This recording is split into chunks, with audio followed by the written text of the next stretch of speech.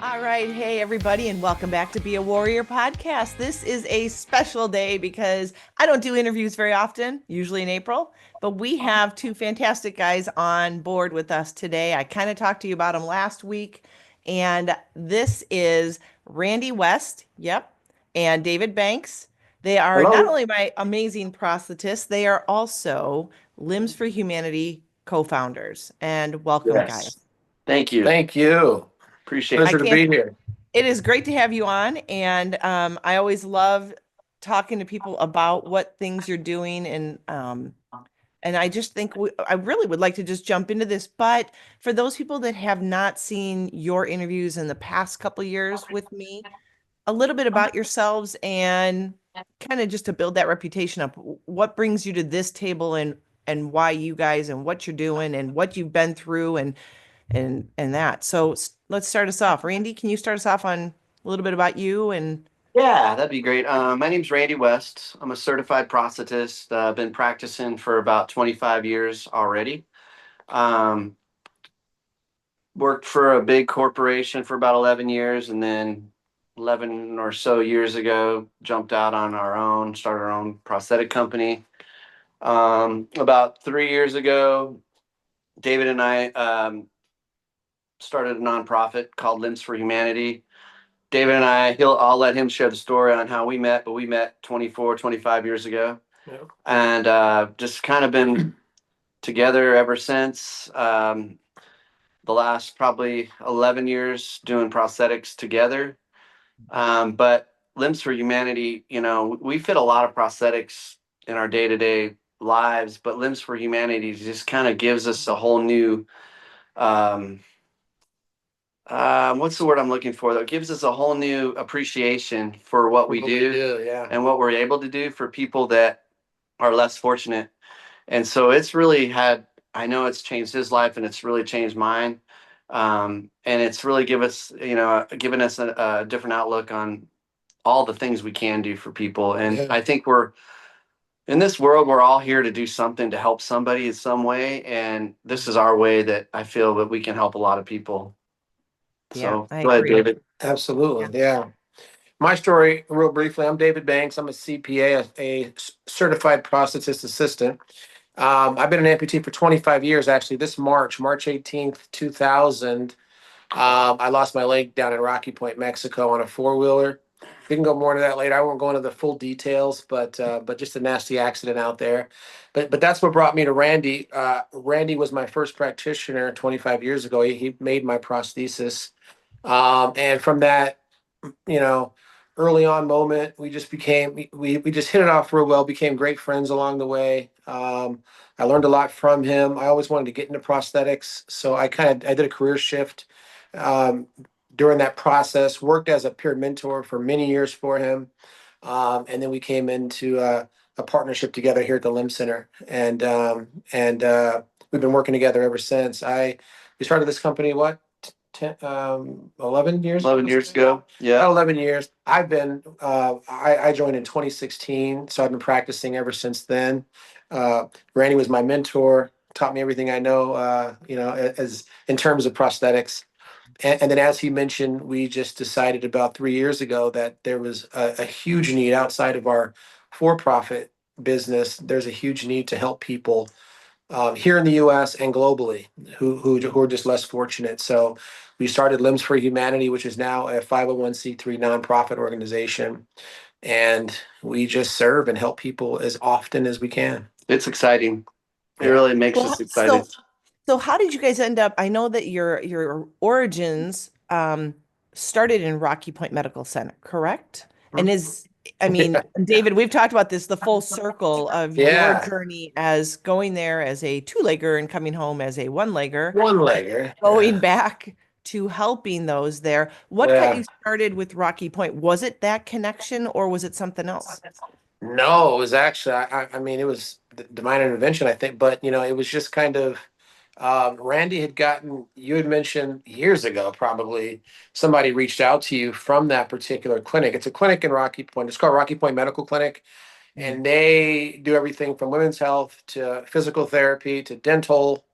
I mean, everything. And but they had a huge need for prosthetics in Rocky Point, and they were seeking out people who could come down there to help because people come from all over, all the surrounding towns and cities, looking, and they would have people come in who are amputees that didn't have prosthetics. So someone reached out to you, probably, I don't know, Well, probably a couple years previous to that, prior to that. but we just the We weren't- timing. yeah, it wasn't good timing. Yeah, and something just popped in my head, and I was Reach out like, to 'em. "Hey, David, you ever want to do some like uh nonprofit stuff Yeah. and help fit prosthetics?" And he's like, "Yeah, Dan." And I Let's said, do "Well, it." here's the email. You want to email her back?" Yeah, so I reached out, and I'll tell you, it wasn't even. I don't think an hour went by, Yeah, and I got a reply, and they were like, "We'd love to have you." So from that moment, we're like, "Okay, well, let's do it." And I think we planned a trip. Maybe it was a couple months later. We said, "Let's go Right. down there. Let's See feel what it it's out, about. see what it's about."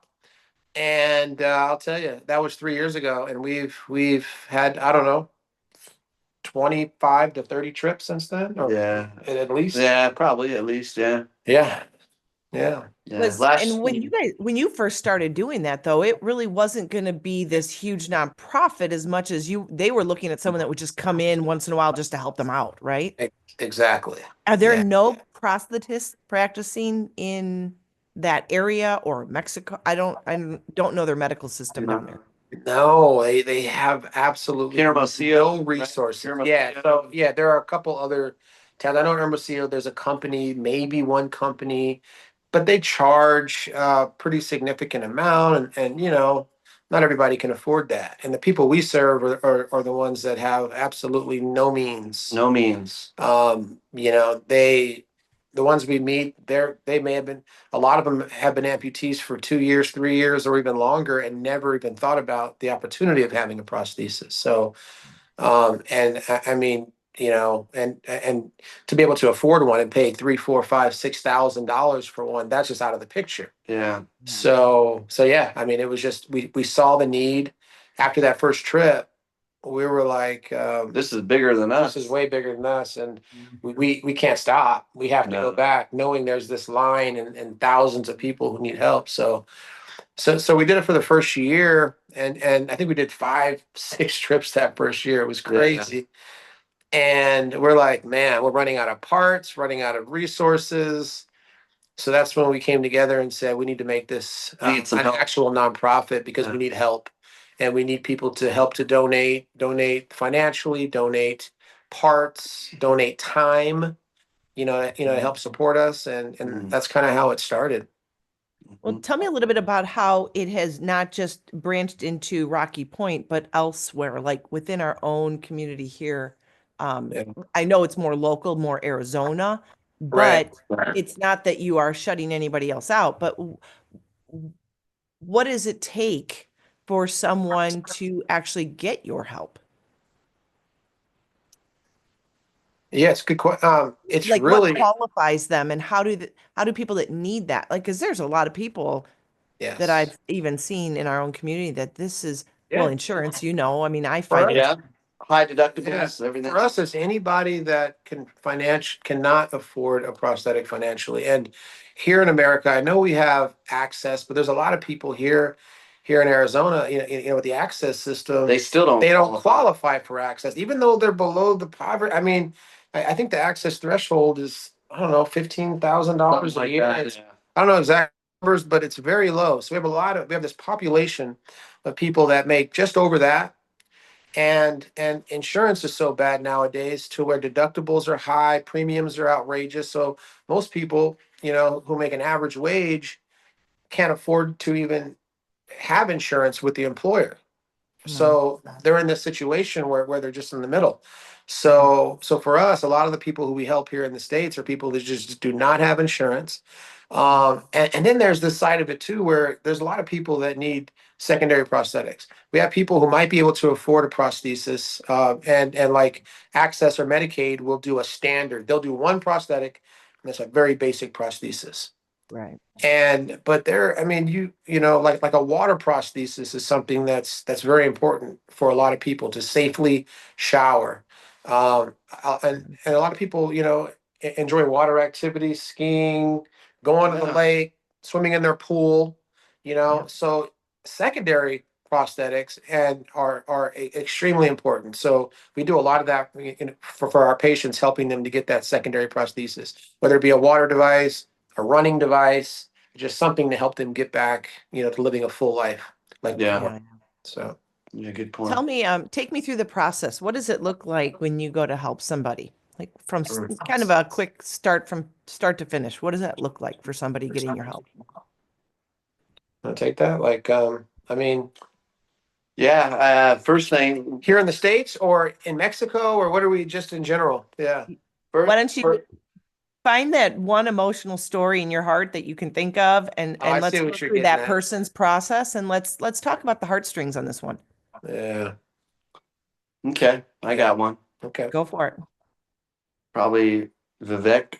Oh yeah, Vivek. Yeah, young kid. Yeah, so we did we had a, let's see here. How did that work out?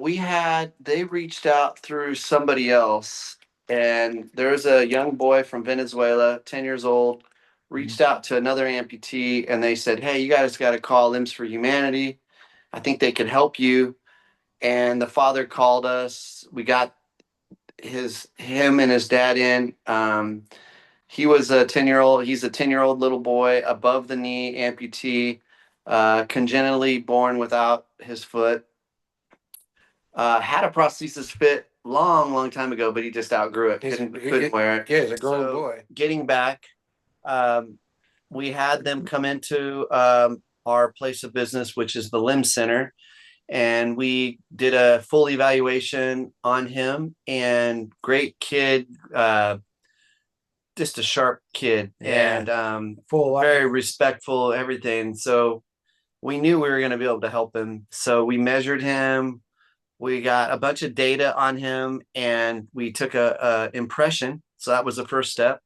Mm-hmm. From that impression, we made a check socket, and we were able to get a knee donated and a foot donated from the manufacturer that makes those feet. So we just reached out to our representative and told him the story, and then we did the test fit. We walked him, and everything was just, Yeah, it was. Yeah, it's God driven, it was a really. blessing. It's out of our, it's really, I don't take the credit. David doesn't take the credit. Yeah. It's definitely, it's God, and he helped us make this fit. And it was just emotional. We got it laminated. We walked him.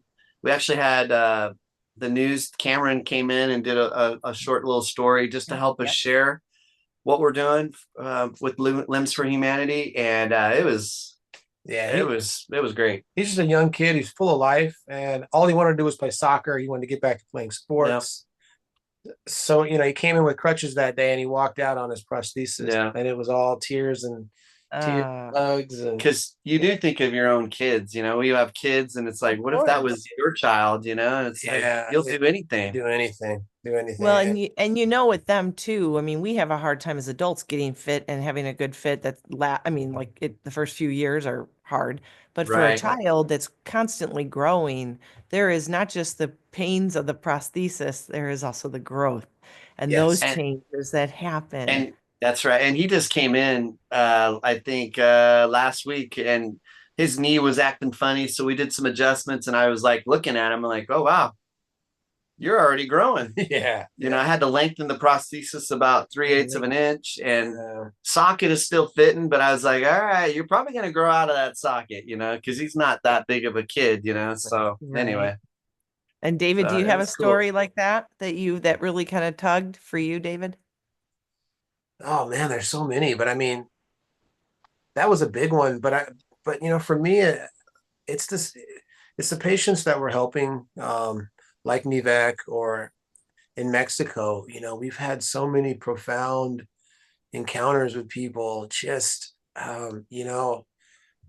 Man, just to hear their stories of what they've been through. well, yeah, that and then it's just a grateful, like how appreciative they are, Gratitude. because they're sitting in a situation where before us they did not think they were ever going to walk again or ever going to be able to work again, because a lot of these guys are laborers out there, Yeah. and they're the sole provider for their families, So we meet these guys, and we're talking to them during evaluation, and they're just like, I just want to get back to construction, or I want to get back to building houses, or get back to doing Masonry. what I did. Because right now we're struggling. I have kids. I have my wife, and I'm the sole provider for our family. So when we fit this prosthesis, it's just the whole family's there. Like here, a lot of times it's usually just the patient or maybe the wife. But I'm talking grandma, grandpa, uncles, brother, sister, pastor from the church. Yeah. I mean, Yeah. everybody's there because it's just so, it means so much to the community, to their families, and Right. it's just like it like touches you so much. Like it's the best work I've ever done. Amen Yeah. to that. that Yeah. kind of work. Well, and not to say that what you guys do for profit, because you have to have a job, you have to make money because you have families, and what you've done even for someone like me who, was so unsure and so afraid when I had a doctor tell me I'd never walk again if I went through with Yeah. this, to have you I remember reassure meeting you me, when you were a David. two-legger. Yeah, I was a two-legger. I was a two-legger at your office and scaring Dan because I walked into Dan's office as a two-legger Yep. and he goes, I've never done a K-level test with the two-legger. I'm like, trust me, it's worthless. So it's like being one leg. Yeah. But I know that, of course, I think in our situations, people that you probably 90% fit, it's just like they've been told, okay, you go with the surgery, you go get a prosthesis, you're on your way, and there's no huge emotional moment as much as someone who never thought they would ever have one, right? Like Right. what you're Exactly. seeing. And I think that's probably what when you talk about how God's working, and I believe in that whole God wink. Like when you go there, those are the moments I believe from all the stories you guys have told me coming back, and you get so excited. I can see the excitement, the joy that comes from you guys is that that's what feeds you now. That's what fills you up. Not that we don't hear, but sometimes you've done the job so many years that sometimes we all just need a kick in the pants of showing that there is a broader population at need here. Coming back to the United States here, talking about some of the veterans that you guys have Mm-hmm. helped, right? Yeah. The young ones, okay, and I know Sam would be ecstatic to be talked about. So Sam, who I've worked with as well on other sides, the physical side, after getting her prosthesis through you guys, because not everything is clear cut for the VA and the stories that are being told and what's being given to veterans, correct? Correct. Right. And so Yeah. her story is similar to a young girl that's got a whole life ahead of her, right? Yep. And uncertain what that looked like when she could barely walk in the prosthesis she was given. Right. Yeah. And tell me a Yeah. little bit, because I know you've had some great stories just within our own community here of kids you've helped or at least tried to help, reached out Mhm. to. What does that look like? They come into your office there? Is that where you work out of for helping those that are more local? Yes. Absolutely. Yeah. Right. Everything's done. It's really it's all through our for-profit side of the business. And then we just collaborate with the nonprofit side, which is nice to have that now because we can support each other. But I mean, even going back to Sam, that's another one. And I don't want to talk Oh, you're good. bad about, the, No. the organization, I'll say, That's but, why I but, said that it's different for every story and every person, because I've heard the opposite for some veterans. They got Right. right. everything. So I guess it Exactly. just depends on how they went out, when they got hurt, what led them to losing their leg, things like that. Right. Absolutely. And Absolutely. which But VA, right? So it's I get VA. it. Right. Absolutely. It Yeah. is. It just depends. Yeah. And But Sam's one of those that was incredibly active. Prior to losing her leg, she CrossFit. Yeah. She was a motorcycle, mechanic. So I mean, just a strong, very independent soul, and she wanted to get back to just living a full life, and she didn't have the equipment that even though she had resources, she still wasn't getting the equipment that she needed to live a yeah, full life and to be able to get back to doing all the things she did before. I mean, she kickboxing, right? I mean, Boxes, yeah. she's just. I saw a picture of her doing some pull-ups, and I mean, she's just she's an animal. But She is. so Randy and I were just, we're working with her and we're seeing her struggle and we're knowing that she needs better componentry. That's where we leaned on Limbs for Humanity, Yep. and our partners, and we got her a microprocessor prosthesis, through donations and through the help of others, and we're able to give her that knee, and that knee, I mean, it's a life changer. You wear one, I wear one. You know the difference between a non-microprocessor knee and a microprocessor knee. It just provides so much more efficiency, stability. Right. Which then leads to a better trust of the prosthesis. You know, if you don't Exactly. trust it, you're not going to go give it all you got. So, Exactly. and for Exactly. people listening, if you are an amputee, what you have does make a difference in your performance. It's not 100% everything, but it sure does make a difference. It sure does. Absolutely. Yeah. You know, the You fit's know one that. thing, the prosthesis is another thing, and your mindset and your determination. I mean, it's a three-part, right? Absolutely. That Yeah. it Right. takes Yeah. all parts to be working together. So when you have a couple of them, but you're missing the other because it's, $10,000 item and you barely make that in a year, it's kind of hard. It's kind It's of kind of hard. hard to afford Yeah. that, Yeah. right? So with the people you help here in our location, in the Arizona area or locals, um, what's besides getting the fit, we all know that it takes revisits. Is that all part of the nonprofit? It is. Absolutely. Yep. Yeah. Yeah. It's what you get with us, Yep. I mean, because you change and things change and parts break or liners get old and you have to, as you know, it's constant adjustment, especially if Yeah. you're an active person and you're Socket. not sitting around, and active. So you have to do that. And that's all part of what we offer. Once we work with you and we make your prosthetic, it's a lifelong relationship with us. So, It's a relationship business. yep. It really, really is. And you guys are the whole package. And they have humor too, which I love. I feel like I'm always Yeah, you talking to gotta my have a big good brothers time. when I come in. Gotta have a good time. Okay, so here's what we want. Let's get down to the nitty gritty. What does Limbs for Humanity need to be successful to make mobility more accessible to those that cannot? What do you guys need? We need awareness. We want the word to get out there. So what we're doing. A lot of people don't know what we're doing, and I think we do great things. And there's a lot of people that need the help, that don't even know that we're here or where to go or how to find us. So that's a big one. Is just podcasts like yours and people like you helping us to get the word out there. Yep. Spread their Spread the names, word. guys. Spread it. Yeah, yeah. Share We're this. here. That there's options for your loved ones. But then to support that, we need funding. We need donations, because that's going to help us to really. It's going to help us on the marketing side, to really get the word out there, to improve our outreach on social media. We prosthetics is very expensive. We're in a game where Randy and I make the prosthetics, and the socket design is something that's very labor intensive. So we donate as much of our time as we can when it comes to making the prosthetic. Expertise of it, right? Yeah, the expertise and the socket design. But there's fabrication, that we can do some of that in-house, but a lot of times it's very time intrusive, and we do lean on some of our partners who do fabrication to help us out. But the knees and the feet are things that we try to get as much donations as we can. We lean on people who have old prosthetics to go in your garage or go in your basement or attic and pull out all your old stuff from years ago and give us whatever you can, because that goes so far out there. It does, yeah. Liners as well.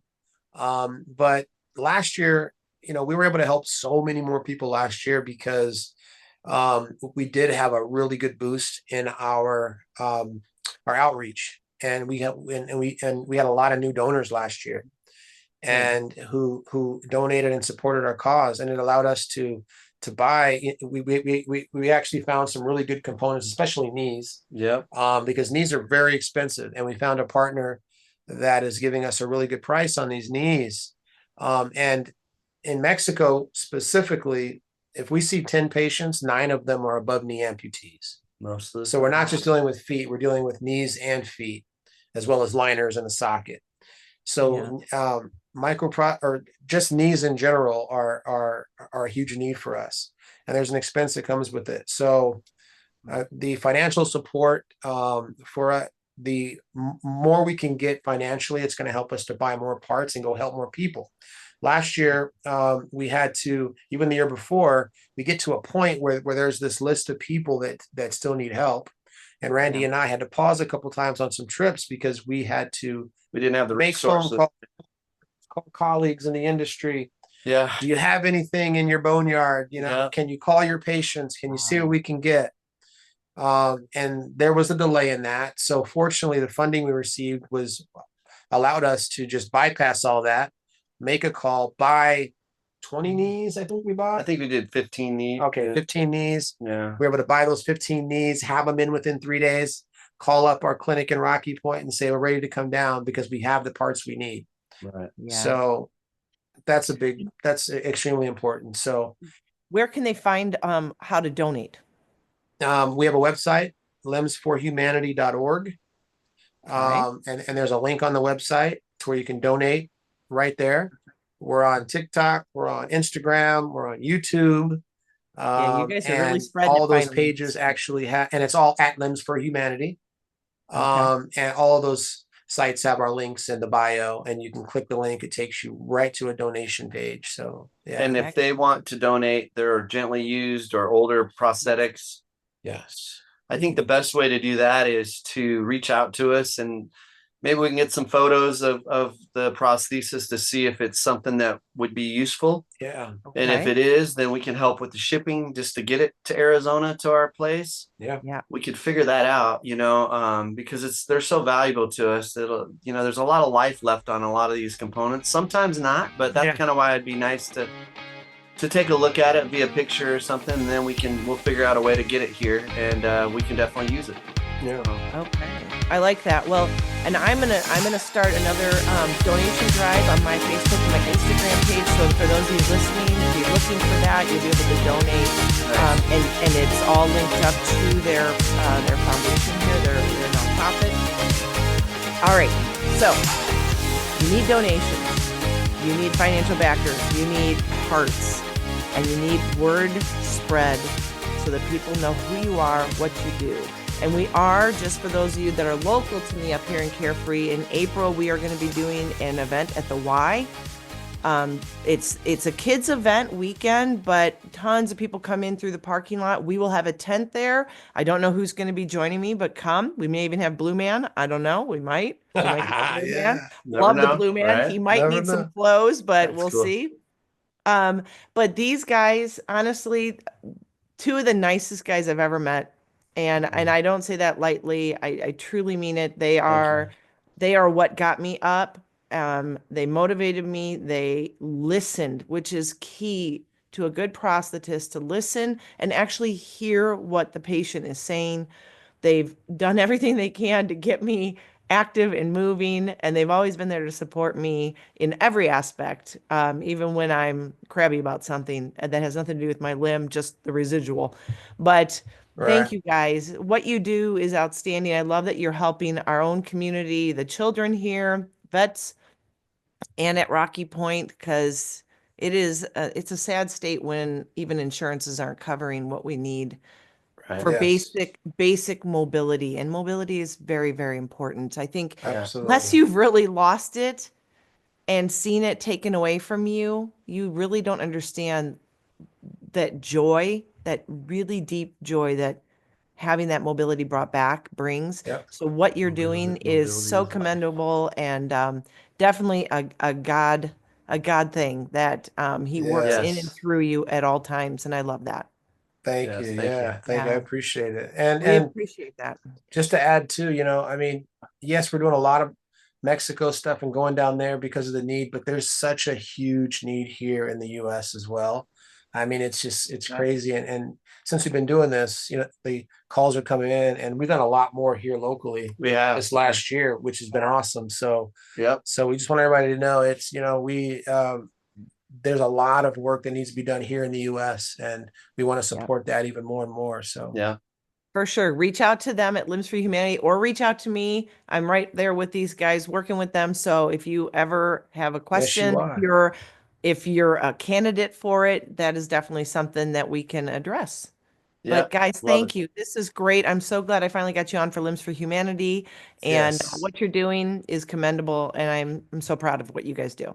Thank you, Angie. We appreciate you. Yeah, so thank much. you. You got to get down to Mexico with us Yes, too. come on, next I trip. cannot wait. Someday, really soon, we will do that. All right. All right. Thank you guys. Appreciate it. Have a great rest of your week. All And right, thank everybody you. here, Thanks. thank you so much for all that you're doing. And keep listening, subscribe, and make sure that you share this, especially with Limbs for Humanity. All right.